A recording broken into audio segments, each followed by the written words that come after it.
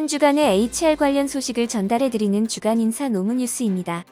뉴스의 자세한 소식은 영상 아래 HR 아카데미 홈페이지 링크에서 첨부 파일을 통해 확인하실 수 있습니다. 9월 셋째 주 주간 인사 노무뉴스 첫 번째 소식입니다. 고용노동부에서 2022년 상반기 채용절차법 지도 및 점검 결과를 발표했습니다. 그간 많은 개선 노력에도 불구하고 여전히 일부 기업에서 이력서의 신체적 조건, 출신 지역, 부모의 직업 및 재산 등을 기재하도록 하고 있습니다. 청년 구직자들 사이에서도 직무 수행과 관련 없는 조건이 채용 여부에 영향을 미친다는 인식이 퍼져 있습니다.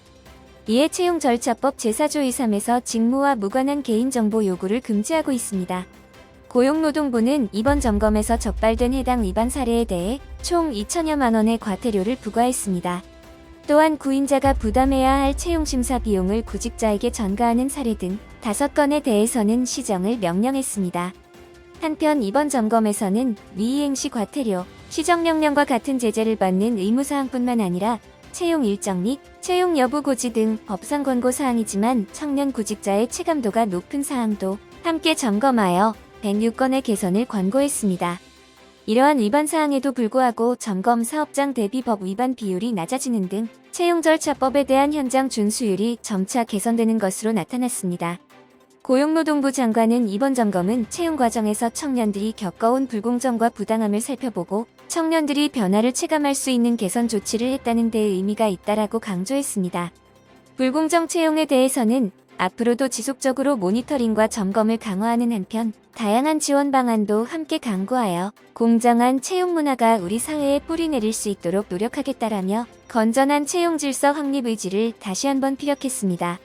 나아가 청년을 비롯한 구직자, 기업의 의견을 충분히 들어 부정 채용을 금지하고 채용 과정의 투명성을 높이는 방향으로 올해 안에 공정채용법 개정안을 만들 계획이다라고 밝혔습니다. 두 번째 소식입니다. 5인 미만 사업장의 여성 근로자 임금이 대기업에 다니는 남성 근로자 임금의 30% 수준에 불과하다는 분석이 나왔습니다. 장진희 한국노총중앙연구원 연구위원은 여성노동포럼에서 5인 미만 사업장, 여성 노동자 노동실태와 정책과제 보고서를 발표했습니다. 장 연구위원이 통계청의 경제활동인구조사를 분석한 결과 작년 기준 5인 미만 사업장의 여성 근로자 월 평균 임금은 134만 8천 원이었습니다. 300인 이상 사업장 남성 월 평균 임금 464만 5천 원과 비교하면 29%에 불과합니다.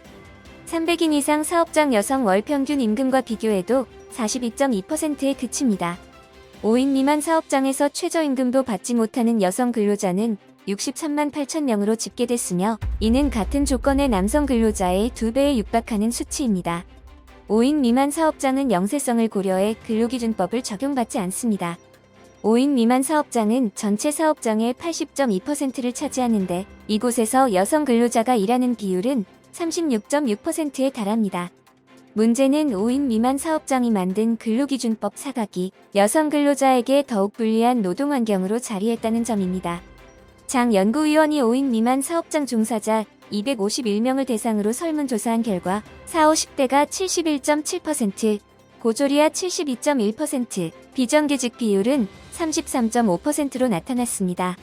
근로기준법을 알고 있다고 답한 비율은 5.6%에 그쳤습니다. 학력이 상대적으로 낮고 신분이 불안정하면 잘못된 노동 조건을 바꾸기 어렵다는 것이 일반적인 평가입니다.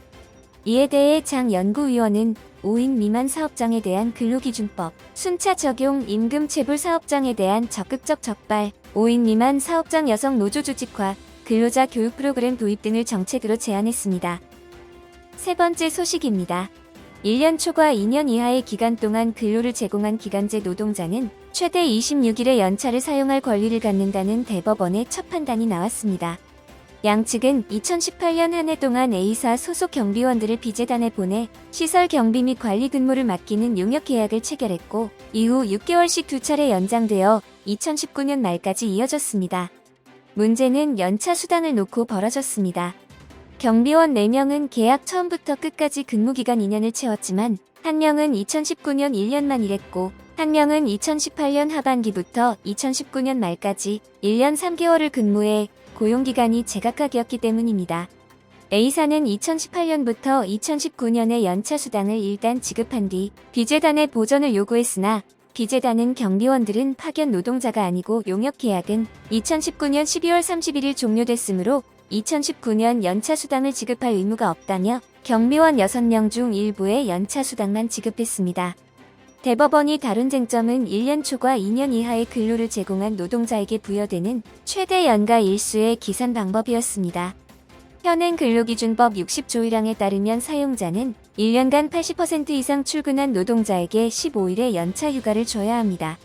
또 60조 2항은 계속 근로한 기간이 1년 미만이거나 1년 동안 80% 미만으로 출근한 노동자에게도 1개월 개근 시 하루씩의 유급 휴가를 보장해야 한다고 규정하고 있습니다. 대법원은 그간 연차 휴가를 사용할 권리는 연차 휴가를 쓸 연도가 아니라 그 전년도 1년간의 근로에 대한 대가라는 점을 명확히 해왔습니다. 달리 말해 어떤 노동자가 작년에 80% 이상 출근을 했다면 올해 연차 휴가를 쓸 권리가 생기는 것입니다. 반면 1년 기간제 근로계약을 맺었는데 만료와 동시에 일자리를 잃은 노동자에게는 근로기준법 60조 2항에 따라 최대 11일의 연차 휴가만 부여됩니다. 이에 따라 대법원은 1년 3개월을 일한 A사 직원의 연차는 1년차 근로기간에 대해 11일 1년 초과 시점에 발생한 15일을 합하여 총 26일이라는 판단을 내놨습니다. 네 번째 소식입니다. 기업들의 9월 하반기 대졸 신입사원 채용이 본격적으로 시작됐습니다. 상당수 기업들이 수시 채용을 선언했지만 내년 2월 졸업 예정자를 대상으로 이달 중 채용이 몰리고 있습니다. 대표적으로 삼성 주요 계열사는 6일부터 2022년도 하반기 대졸 신입사원 공채를 시작합니다. 채용 규모는 예전 수준을 웃돌 것으로 알려졌습니다. 글로벌 경기 침체와 핵심 사업인 반도체 경기 하강 우려에도 투자와 인재 채용 확대 약속을 이행하겠다는 의지를 보여주는 것이란 분석이 나오고 있습니다. 삼성은 지난 5월 반도체와 바이오, 신성장 정보기술 등 핵심 사업을 중심으로 5년간 8만 명을 신규 채용하겠다는 계획을 발표한 바 있습니다. 지난해 8월 발표한 3년간 4만 명 직접 채용 계획보다 규모가 큰 연평균 1만 6천 명 수준입니다. 삼성전자 부회장은 지속적인 투자와 청년 일자리 창출로 경제에 힘을 보태고 국민 여러분의 기대와 정부의 배려에 보답하겠다며 공개적으로 청년 일자리 창출을 약속했습니다. 뿐만 아니라 현대차는 올 수달 상시 채용을 도입하기로 한 이후 두 번째 정기 상시 채용을 진행하고 있으며 수시 채용을 선언했던 기아는 하이브리드 방식의 채용을 새롭게 도입키로 했습니다.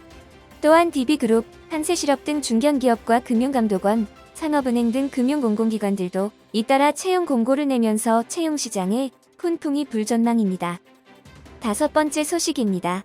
지난 7일 고용노동부 장관은 중소기업 퇴직연금 기금제도 1호 가입 기업을 방문해 기념행사를 하고 직원들과 만나 현장의 목소리를 청취했습니다. 중소기업 퇴직연금 기금제도는 퇴직연금 도입률이 낮아 퇴직급여 수급권 보호가 미흡한 30인 이하 사업장을 대상으로 퇴직연금 가입을 촉진하고 근로자 노후 소득을 보장하기 위한 제도입니다. 사업주는 연간 임금 총액의 12분의 1 이상을 부담금으로 납부해야 하며 근로자는 연 1,800만 원 한도 내에서 자유롭게 부담금을 내면 됩니다.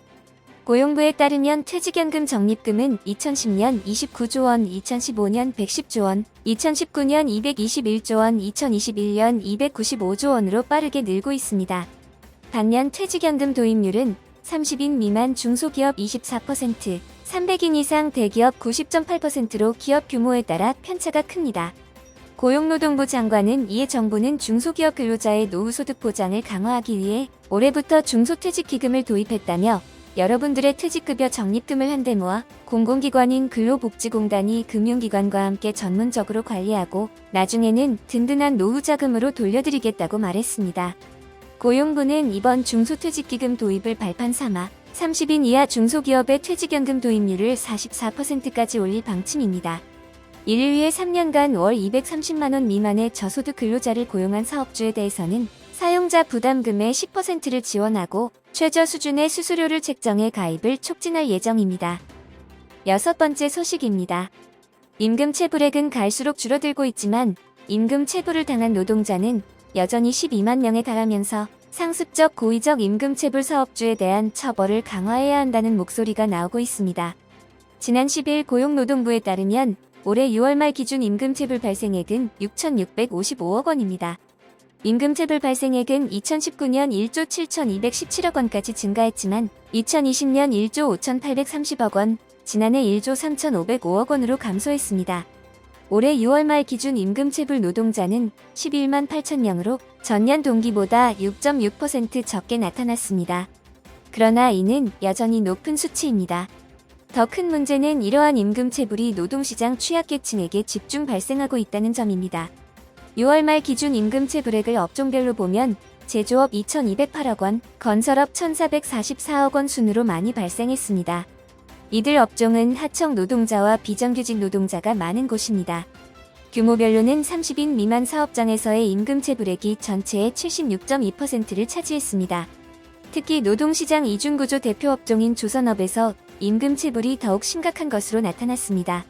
고용부는 지난달 22일부터 지난 8일까지 3주간 임금체불 예방 및 청산 집중지도 기간을 운영하는 등 올해 추석부터 임금체불이 의심될 경우 신고가 제기되지 않아도 적극적으로 직권조사를 실시하고 악의적인 사업주에 대해서는 구속수사하는 등 엄정 대응할 것이라고 밝혔습니다.